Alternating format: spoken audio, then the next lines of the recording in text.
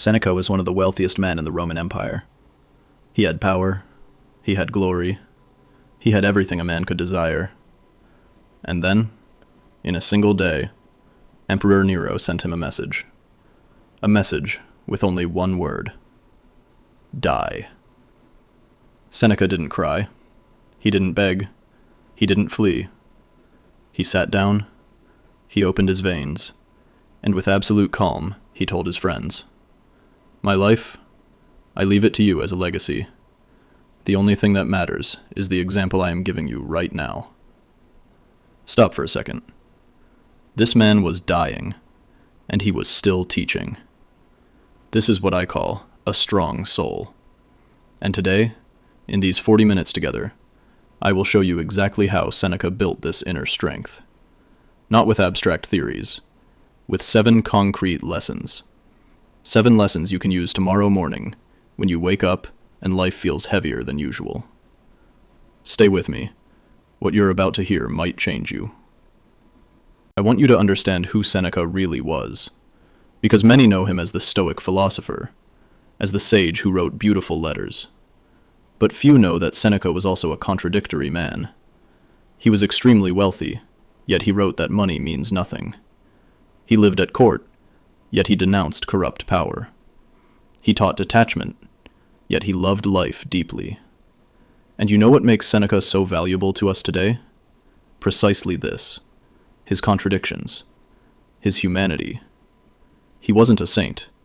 He was a man, like you, like me, trying to build something solid within himself, while everything outside was collapsing. And he wrote it all down. Let's begin. Only time is ours. This is the first letter Seneca wrote to his friend Lucilius. The very first thing. Not be brave. Not be virtuous. Time. Immediately. From the first line. Why? Because Seneca understood something that we, 2,000 years later, still struggle to accept. You can lose money and earn it back. You can lose your health and recover. You can lose love and fall in love again. But time that passes never returns. Seneca wrote, "Ita fac mi Lucili, vindica te tibi." Reclaim yourself. Take back your time. Now. Not tomorrow. Not after the meeting. Not when the kids are grown. Now. And here comes the part that hurts. Seneca says that most people don't live. They exist. They survive. They wait. They wait for the weekend to arrive. They wait for retirement. They wait for life to truly begin. And meanwhile, life flows by, silently, without asking permission. How do you apply this lesson to your life? Tomorrow morning, before you open your phone, before you check messages, before you do anything else, take 10 minutes, just for you, in silence, in presence. It's not meditation, it's not yoga. It is simply remembering that you are alive, that this day is real, that it won't come back. This is the first building block of the strong soul according to Seneca, the awareness of time. Wait, I know what you're thinking. Yes, time is important. I've heard that before.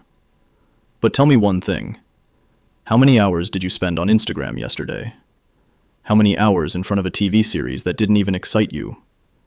How many hours worrying about things you couldn't control? Seneca isn't asking you to be perfect.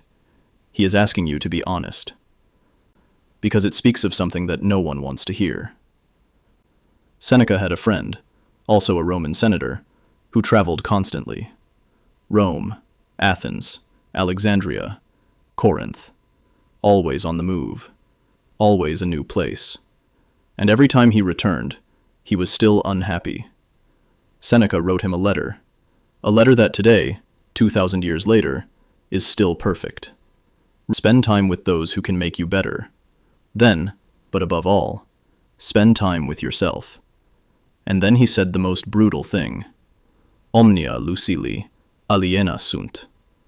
Wherever you go, you take yourself with you. If you are running from something inside you, Rome won't help. Paris won't help. The Maldives won't help. The problem isn't the place. The problem is us. But beware. Seneca isn't saying to stay still. He isn't saying not to travel, not to dream, not to explore. He's saying something more subtle. Distinguish between escaping and growing. Are you looking for a new place because you want to grow? Or are you looking for a new place because you want to forget? That distinction, it seems small, but it changes everything. How do you recognize if you are running away?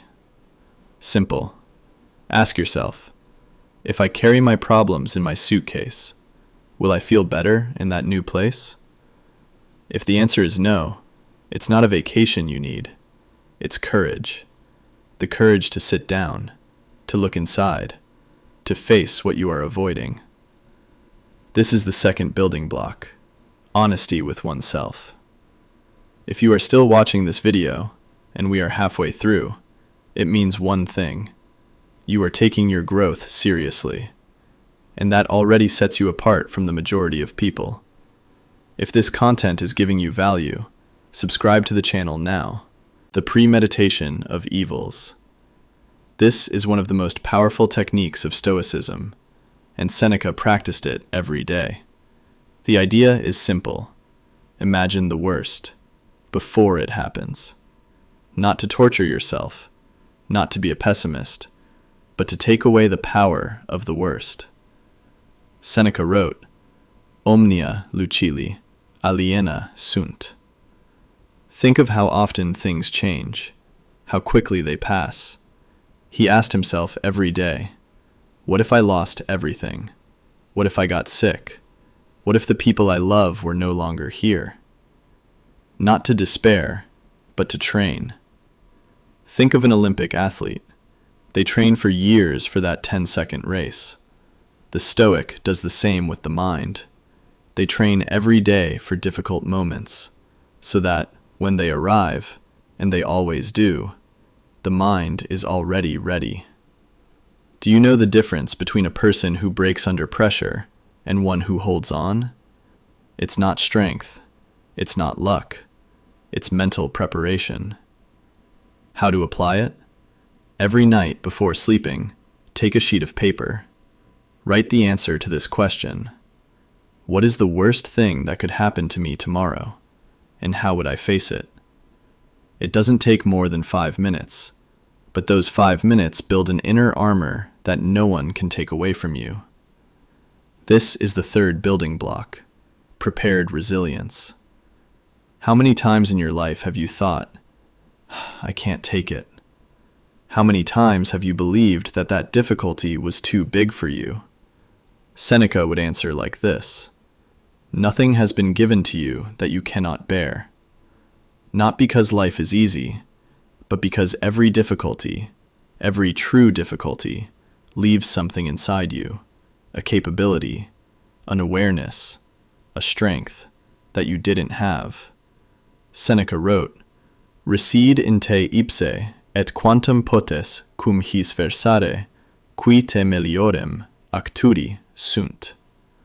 Spend time with people who make you better, not those who always comfort you, not those who tell you you're right about everything, but those who challenge you, those who ask you hard questions, those who show you your blind spots.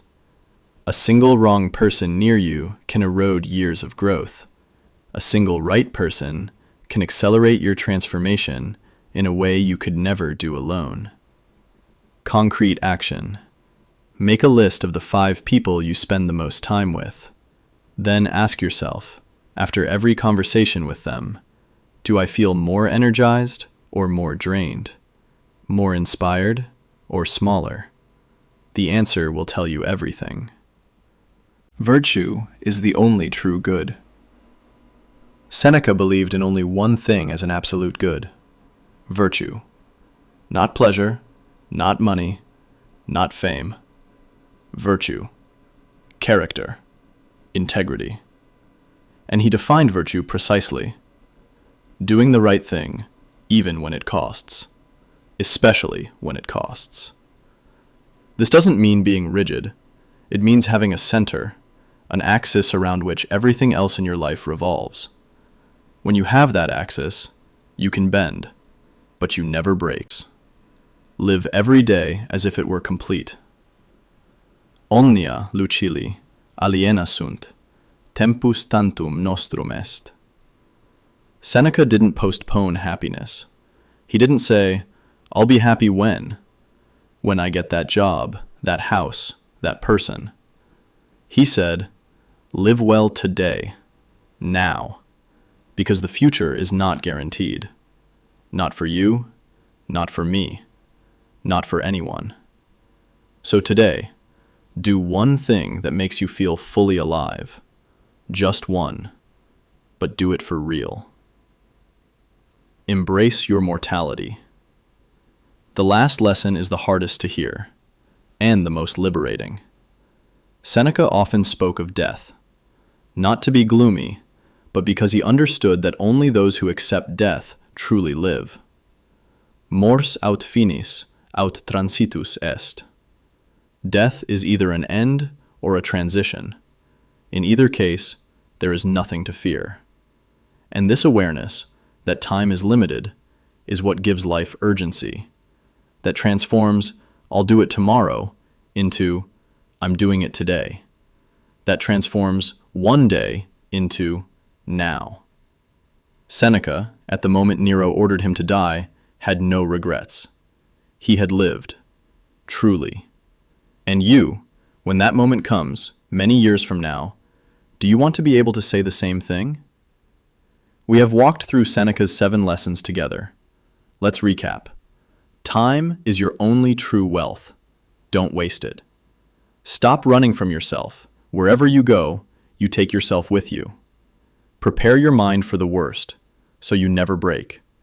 Choose the right people. We grow alongside those we spend time with. Virtue is the only true good. Build your character. Live every day as if it were complete. Don't postpone life. Embrace your mortality. It's what gives everything urgency. These are not theories. They are tools. Use them. You don't have to apply them all tomorrow. Choose just one lesson, the one that struck you the most, and start there. A small change today, a stronger soul tomorrow. This is the path of strong soul. If this video has given you something, share it with someone you care about, someone who needs it. And if you want to continue this journey together, subscribe to the channel. Every week, you will find new lessons of ancient wisdom applied to modern life. I am here. I'll be waiting for you.